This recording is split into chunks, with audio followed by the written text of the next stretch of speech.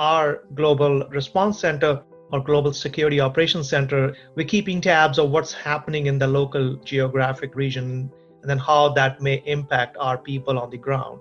This is a pandemic. Folks are really intrigued and paranoid about what's happening, and having somebody around their homes, around the buildings, workplace, and have the level of feeling of security, I think that's a great value add for the clients.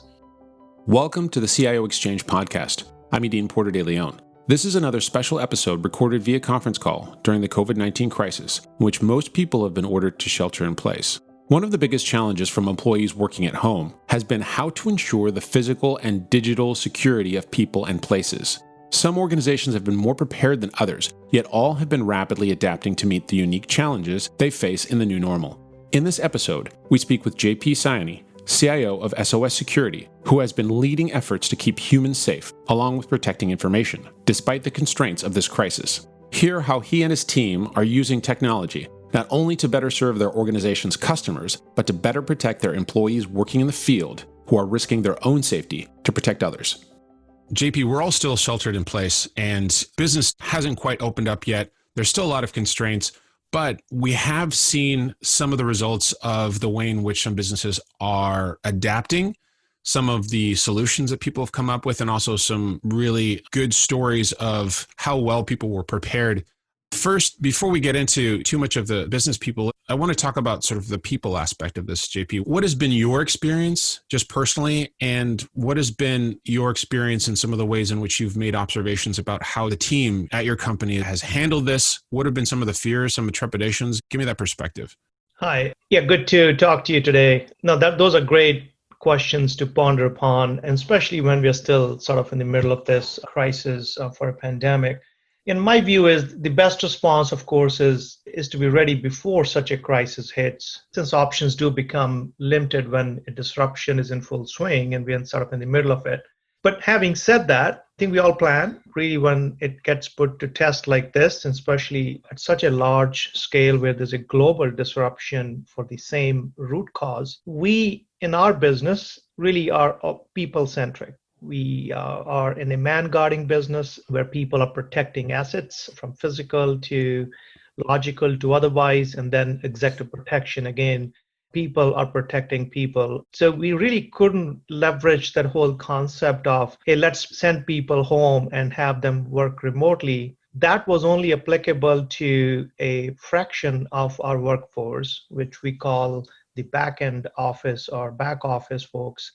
But majority of our employees are front-facing. So you're in a really unique situation where you have people that can't shelter in place, that cannot work from home. These are people who are in the field actually like securing the safety and the lives of individuals and also the physical security at locations that they can't work remotely. So you have a pretty serious constraint. How are you enabling those people who have to be in the field and have to work out there? How are you enabling them? Yeah, no, you're right. And we fall in that essential services category. So we also ensured that we gave the option to our employees not to be forced into that situation. And if they have concerns or apprehensions about coming to work, they're not feeling safe, they have to raise their hand. And we have a program around that on how we handle that. Again, at the core of it, safety of our people is our paramount concern. So we start with people, right? That's really the crux of it. The welfare of our employees is paramount. And obviously, people are the most critical resource for our organization and our sector, if you would. We have focused on a couple of things. One, the safety of our people. Second, the communication aspect to our internal employees and our clients. And then the third aspect of that is we assessed our supply chain, things that are feeding into us to help support our employees and our clients for services we deliver. So starting with that, we maintained a healthy level of skepticism. That's important. We relied on running outage scenarios to assess the possibility of unforeseen impacts. And all of that really got put to test in these times. Yeah, I imagine. I mean, that's what really fascinates me is this is a black swan event. This is something that's really unique. And however you prepare for this, it's never enough supplies and certain vendors and certain constraints all kind of coming together at the same time. So what were some of the big surprises, some of the big things that really were put to the test? I imagine you had to adapt. When you prepare for this, you can't fully prepare No one could foresee this happening at this time. What were some of the ways that you had to adapt, and how did you use some of the capabilities you had? Maybe you used them in ways you didn't imagine, in creative ways to help you deal with it. Absolutely. Most of the things held well, but again, there's always an unknown and there's always an opportunity to improve and things that were designed well but didn't hold well. And that's all right. We fared well overall with quite few challenges to worry about. So we have technologies today that we invested primarily for running our business on a daily basis. So think about a lone worker situation, somebody protecting a physical asset. There is a post, the person has to be at the post, but also has to do rounds. Could be in a car, patrolling in a car, or could be patrolling in a different vehicle or on foot. So we have to worry about the safety of these people. Those technologies also allowed us to have a geo stamping of where they are when they're checking in for work and when they're checking out for work. So we brought all that to bear in these circumstances to take it to the next level, to really get a good level of communication in real time with our employees. So we knew exactly where our employees are, how they're moving around, and then our global response center or global security operations center, combination thereof, we're keeping tabs of what's happening in the local geographic region and then how that may impact our people on the ground. So that helped. No, that's really interesting. I mean, tying those two together, you've got the geo-tracking, but then you also got a response center that's watching sort of dangerous aspects. Was this used in a way that you had imagined using it before, or was this sort of a unique way in which some of the technology pieces you already had in place were being repurposed for something that really helped with sort of the personal safety of the people you depend on most?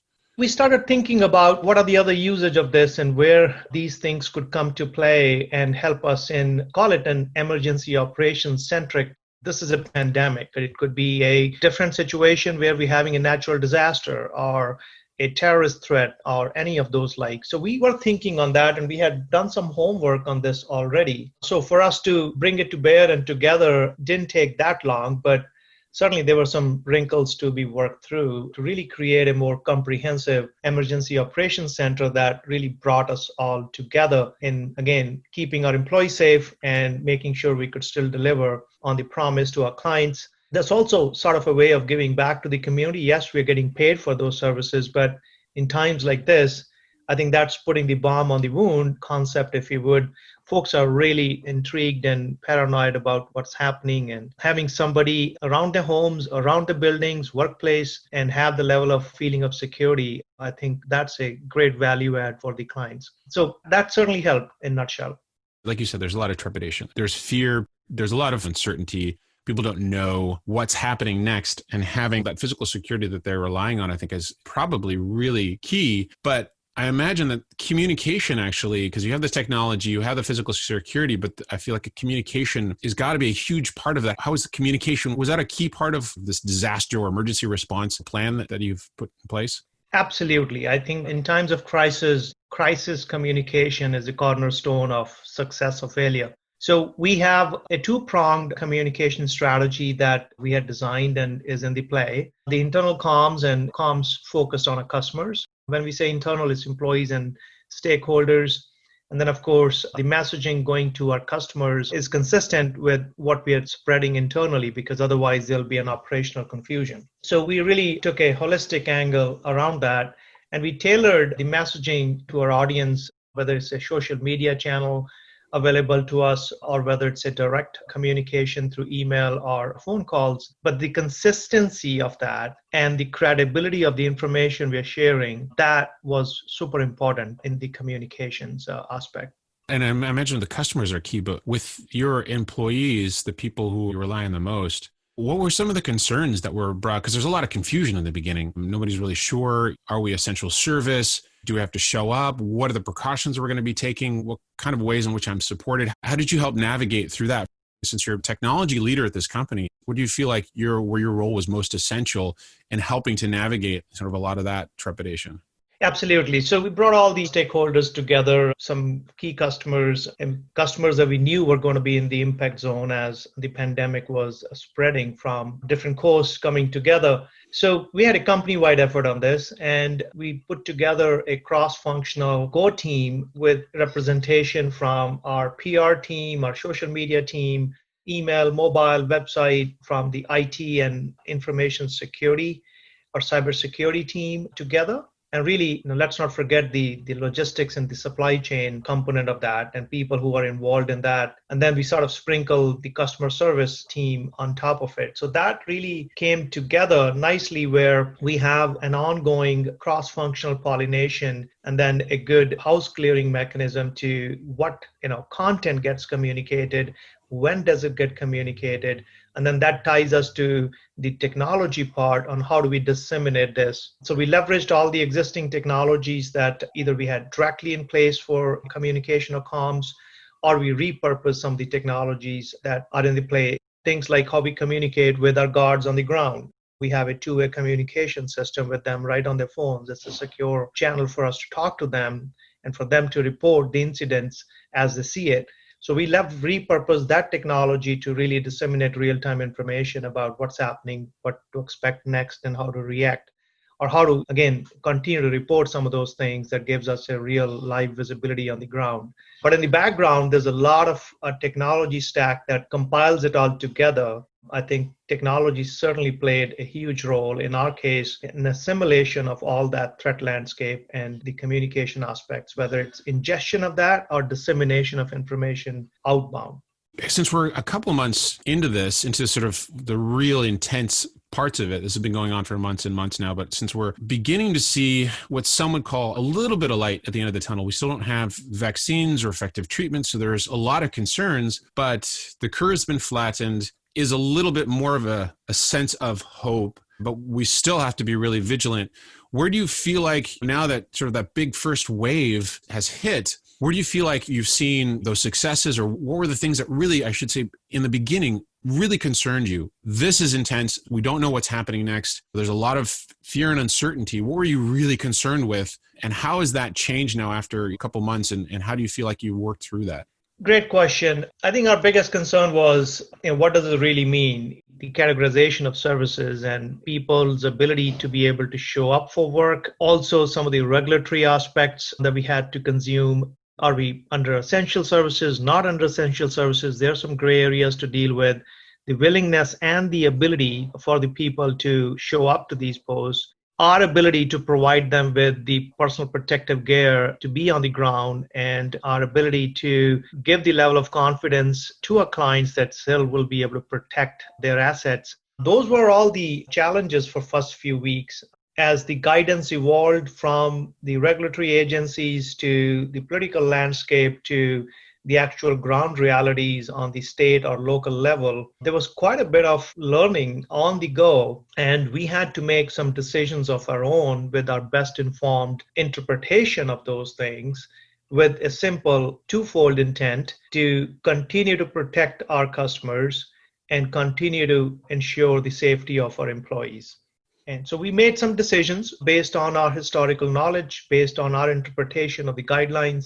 And I think we had a pretty good, decent outcome. It's intriguing to see the level of commitment of our employees and the willingness to step up in times like this and continue to serve the clients. Even in areas, in tough areas where the pandemic is spreading pretty vividly, if you would, people showed up for work. They had the resolve to get through it, continue to take care of their families, at the same time keep their commitment for the clients. It's pretty amazing when you see individuals who are charged with the protection of others making those types of sacrifices, taking those types of risks. There's been a tremendous amount of heroism throughout this crisis, and it's interesting to have you be in a position where you're seeing that firsthand and enabling them through technology, but also the human element, of course, as we've all seen, has been the most important part of this. I wanted to just check in with you too on some logistic pieces as well. I think there's a lot of things that you prepared well for, but there's also certain things that are always out of our control. There's always efforts to ensure there's no supply chain disruption, for example, and you need to supply your people with whether it's technology enablement or whether it's physical enablement, like personal protective equipment. What were some of these sort of unforeseen things that ended up being out of your control, like from a supply chain disruption standpoint? What did you have to do to kind of overcome that? Yeah, so I think from a supply chain point of view, we always think we're prepared, but when there's so many things feeding into you or feeding from your business to other businesses, we're part of the supply chain link. and having a very clear understanding of how resilient is your supply chain in addition to what emergency response plan you may have for yourself. I think that's critical. And some lessons learned on that, which is no different than cybersecurity. Lessons we have all learned over the years with some breaches from the third-party suppliers. Here, the resiliency of a business operation and the dependency on the supply chain got highlighted beyond one's imagination. So to help strengthen the ecosystem of a resilient supply chain, I think that's some of the lessons that we have learned, and we are in the process of compiling those, and timely will debrief with our supply chain partners and then understand how we can work together to overcome those going forward. Some specific examples that come to mind are about communication strategy, some of the protective gear strategy, and more importantly, the tracking of some of the subcontractors. When I say tracking, really we're talking about the systems we spoke earlier about, our ability to interact with them real time. Maybe we need to go a little bit above and beyond to onboard some of these folks, or have the ability to onboard them onto our technology and systems very quickly in a more seamless manner. So again, those are lessons learned, some of the challenges that we had to work through on our supply chain. While we're at that, I think some of the things that I would like to share here that certainly came to light overall outside the supply chain is sort of 5 different things I could quickly talk about. Really show that you care. In times like this, people seek connections. They want to have reliable information. They want to hear from you. They want to have a sense of belonging and care. So you got to find ways, whether it's leveraging technologies or traditional channels, to show your employees and your customers that you care. I'm really glad you mentioned that, because I think that's absolutely key. And it's some of the pieces that have been lost in certain organizations. And it's great that you highlighted that, because without that, a lot of the other things become a moot point. Absolutely. Consider a message to customers, as an example, to show them that, yes, you're aware of the issues. Maybe you don't have a solution right away, but acknowledging the challenge and making that first outreach is a good first step in the direction that, hey, we care. And then be proactive in your communications. Everybody can talk a lot about how that can be done. I think in our case, we leverage everything to create a communication strategy. Different channels that came to play, including emails, SMS, social media channels, our IVR systems. Some of the chat bots we had with our clients came in handy. Some of the headers and call it footers on your websites or other channels. If you bring it all together, you'll be able to see that the collective power of that really comes to play. And the key there is the consistency of the messaging. I think that proactiveness is one thing, but the consistency and the accuracy of the message that's consistent across these different platforms is key. And that's something that some of the lessons learned for us, and we'll be improving on that. But I'd like to share that with others to say, don't leave any channel untouched, leverage it. And then offer a shoulder to lean on in times like this. I think there is the authentic humanity part to this. Find a way where you're offering the community or the clients to sort of leverage that shoulder to lean on, whether it's seeking for help, whether it's providing feedback in real time or whatnot. At the end of the day, being a good corporate citizen, inspiring the audience, how do we keep our people excited? How do we motivate them on an ongoing basis? We have done a lot of internal effort on that in making sure that folks are leading from the front versus shouting orders from an office or a desk. That's important. In times like this, leaders really have to step in the front, of course, with a calculated risk strategy. And then last component that I would like to share with you that we're taking it to heart is really audit the content of the cues associated to it, to all the feedback that came in, all the stuff that you captured, whether that was a feedback, whether there's a new strategy, whether that was actions, tactical actions or adaptations you had to make to the play in that game plan. Take all that, and then when the time is right, hopefully in the next couple of weeks, before it gets too old and stale, please audit that content. We have serious plans for it, because that's really when you apply those to how can we do it better next time, and then tie it into your emergency response plan or a business continuity plan. Again, it's important for any brand. No, I think that's really great perspective. And it's a good lead in too, to the ways in which, because you're taking all these inputs, you're applying them to the current way in which you look at how you execute, how you build strategy. So with that perspective in mind, what do you think is going to change forever now after this shift in the way that you've had to do business. You've had to protect your people, communicate with your customers, execute from a technology standpoint. How do you think this has shifted everything that you are doing and other people in other industries are doing for the foreseeable future? What do you think is not going to go back to the way it was before? That's a ongoing dialogue. I've been talking to quite a few friends and colleagues, and I think there is this whole concept of the new norm. Much of that is permanent. I wouldn't call it a setback, but in times of crisis, I think you see new norms evolve, and most of that is going to be incorporated into the ways of life going forward. So, a couple of things come to mind to answer the question specifically. You will see a direct impact on hiring. Let's talk about that for a second. So you have executive and senior leadership hiring projected to grow dramatically in Q3 and Q4 of this calendar year, rightfully so. And here's why. There are already studies out there, and I've seen a lot of movement on that front already.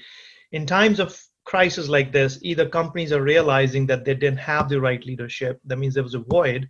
They're going to create roles. And this is not necessarily just to deal with disaster recovery and emergency management, but think of a strategic IT leader in the context of our discussion. Companies that didn't have a strategic IT leader, they pretty much have realized at this point. So they're going to be those roles created. And then some of us in the current roles, in these strategic roles that didn't fare well, expect to see some churn on that. So overall, strong impact to senior leadership and strategic hiring. The hiring in the middle section is not going to get impacted as much, but the big permanent, call it change to the hiring for the fresh candidates, folks who are just coming out of their undergrads or grad school, I think that's really we're going to see a lot of impact, material impact, in other words, because some of the roles have evolved in the last 6 weeks. The traditional roles that we thought were going to get hired, people may not hire those roles. They may hire somebody with different skills or hire people that can be trained to handle things differently. Also to the effect that the assumptions for most of the roles that, hey, only these roles are good for telecommuting or work from home. And most of the other roles were always perceived and conceived to be in the four walls of the office. Well, guess what? We've all worked from home. Even organizations like Fox and CNN and you name all these media houses have been able to produce content from home, from working remotely. So I think those are the permanent impacts that certain type of roles will go through that transformation of hiring or role adaptation. So that's one part of it. I think the other thing that's evolving in terms of the changes that may come to the table is the investment in remote technologies and the security aspects related to it. It's a big shift too. So I'd love to get your perspective on that. How do you secure this new corporate boundary that you have now that most people aren't in those four walls anymore? You got it. And companies had to halt their Zoom meetings and other platforms because there were ghosts coming in. There were people who were able to bomb those meetings, if you would, or show up uninvited. Exactly. It's crazy. Yeah. So think about, okay, you had the ability to work remotely. One, the bandwidth or the resiliency or scalability of that got put to test. But secondly, the security related to that, whether it's your internal platforms or a third-party platform, got really put to test. So I see a permanent shift in that investment strategy by most of the firms to really make sure that their resources are accessible remotely and they're able to scale it out as needed. But how do they secure those channels? How do they really deal with something like this again? Because same pandemic could repeat in winter. I mean, there's already a bit of talk about that. We could see something similar on a global scale again. So I think that's another permanent aspect, which is the security related investment as it relates to remote workforce. I think that's a permanent shift. You're going to see a lot of investment, a lot of hiring related to that as well would be another new norm that we should expect to see. No, I think that's perfect. And I think it's a great place to end the conversation. JP, you provided some great perspective. You're in the trenches. You're solving problems under really unique constraints. I appreciate you having the conversation today. Thanks for joining the CIO Exchange podcast. Thanks, Ian. Thanks for having me. Thank you for listening to the CIO Exchange podcast. For more conversations with technology leaders from around the world, consider subscribing to this podcast. And to get video perspectives and deep research, visit vmware.com/CIO.